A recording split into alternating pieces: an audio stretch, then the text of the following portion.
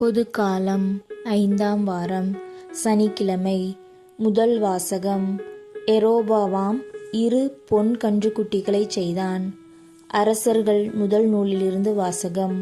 அதிகாரம் 12, இறை வார்த்தைகள் 26-32 மற்றும் அதிகாரம் 13, இறை வார்த்தைகள் 33-34 வரை.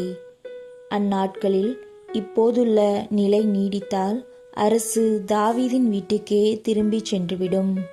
ஏனெனில் இம்மக்கள் எருசலேமில் உள்ள ஆண்டவரின் இல்லத்தில் பலி செலுத்த இனிமேலும் போவார்களானால் அவர்களது உள்ளம் யூதாவின் அரசன் ரெகெபயாம் என்ற தங்கள் தலைவனை நாடும்.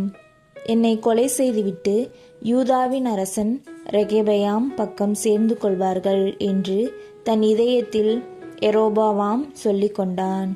இதை பற்றி தீர சிந்தித்து அவன் பொன்னால் 2 கன்றுக்குட்டிகளைச் செய்தான். மக்களை நோக்கி, நீங்கள் எருசலேமுக்கு போய் வருவது பெருந்தொல்லை அல்லவா?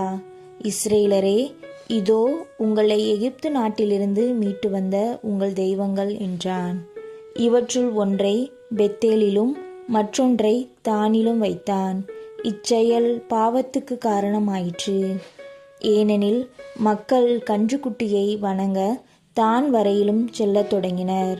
மேலும் அவன் தொழுகை மேட்டு கோவில்கள் கட்டி லேவியர் அல்லாத சாதாரண மக்களை அவற்றில் குருக்களாக நியமித்தான்.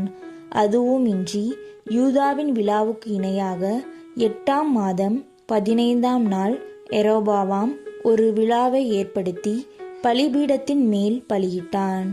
அவ்வாறே பெத்தேலிலும் தான் செய்து வைத்த கன்றுக்குட்டிகளுக்கு பலியிட்டான்.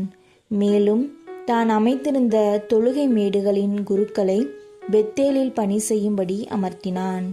இவற்றின் பின்னும் எரோபவாம் தன் தீய வழியை விட்டு விலகாமல் சாதாரண மக்களை தொழுகை மேட்டு குருக்களாக அமர்த்தினான். யார் விரும்பினார்களோ அவர்களை அவன் திருநிலைப்படுத்த அவர்கள் தொழுகை மேட்டு குருக்களாயினர். இச்செயல் எரோபவாமின் வீடு பாவத்திற்கு உள்ளாவதற்கும் மண்ணிலிருந்து அழிந்தொழிந்து போவதற்கும் காரணமாயிற்று. ஆண்டவரின் அருள்வாக்கு. இறைவா, உமக்கு நன்றி. பதிலுரை பாடல். திருப்பாடல் 106. பல்லவி. ஆண்டவரே, மக்கள் மீது இரக்கம் காட்டி என்னை நினைவு கூரும். எங்கள் மூதாதையரின் வழி நடந்து நாங்களும் பாவம் செய்தோம், குற்றம் புரிந்தோம், தீமை செய்தோம். எங்கள் மூதாதையர் எகிப்தில் நீர் செய்த வியத்தகு செயல்களை பற்றி சிந்திக்கவில்லை. பல்லவி. ஆண்டவரே, மக்கள் மீது இரக்கம் காட்டி என்னை நினைவு கூரும். அவர்கள் ஒரேபில் ஒரு கன்றுக்குட்டியை செய்து கொண்டனர். வார்ப்பு சிலையை விழுந்து வணங்கினர். தங்கள் மாட்சிக்கு பதிலாக புல் தின்னும் காளையின் உருவத்தை செய்து கொண்டனர். பல்லவி. ஆண்டவரே, மக்கள் மீது இரக்கம் காட்டி என்னை நினைவு கூரும். தங்களை விடுவித்த இறைவனை மறந்தனர். எகிப்தில் பெரியன புரிந்தவரை மறந்தனர். காம் நாட்டில் அவர் செய்த வியத்தகு செயல்களை மறந்தனர். செங்கடலில் அவர் செய்த அச்சுறுத்தும் செயல்களையும் மறந்தனர். பல்லவி. ஆண்டவரே, மக்கள் மீது இரக்கம் காட்டி என்னை நினைவு கூரும். நற்செய்திக்கு முன் வாழ்த்தொலி.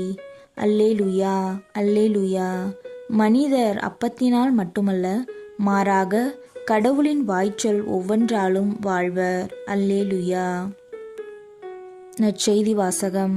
திரளான மக்கள் வயிறார உண்டார்கள். மார்க்கு எழுதிய தூய நற்செய்தியிலிருந்து வாசகம். அதிகாரம் 8, இறை வார்த்தைகள் 1-10 வரை. அக்காலத்தில் மீண்டும் பெருந்திரளான மக்கள் கூடியிருந்தார்கள். உண்பதற்கு அவர்களிடம் ஒன்றுமில்லை. இயேசு தம் சீடரை வரவழைத்து அவர்களிடம், நான் இம்மக்கள் கூட்டத்தின் மீது பரிவு கொள்கிறேன். ஏற்கனவே 3 நாட்களாக இவர்கள் என்னுடன் இருக்கிறார்கள். உண்பதற்கும் இவர்களிடம் எதுவும் இல்லை. நான் இவர்களை பட்டினியாக வீட்டிற்கு அனுப்பிவிட்டால் வழியில் தளர்ச்சி அடைவார்கள். இவர்களுள் சிலர் நெடுந்தொலையிலிருந்து வந்துள்ளனர் என்று கூறினார். அதற்கு அவருடைய சீடர்கள், இப்பாலை நிலத்தில் இவர்களுக்கு போதுமான உணவு அளிப்பது எப்படி என்று கேட்டார்கள். அப்போது அவர்களை பார்த்து, உங்களிடம் எத்தனை அப்பங்கள் உள்ளன என்று கேட்டார். அவர்கள் 7 என்றார்கள். தரையில் அமர மக்களுக்கு அவர் கட்டளையிட்டார். பின்பு அந்த 7 அப்பங்களையும் எடுத்து கடவுளுக்கு நன்றி செலுத்தி பிட்டு பரிமாறும்படி தம் சீடர்களிடம் கொடுக்க அவர்களும் மக்களுக்கு அளித்தார்கள். சிறு மீன்கள் சிலவும் அவர்களிடம் இருந்தன.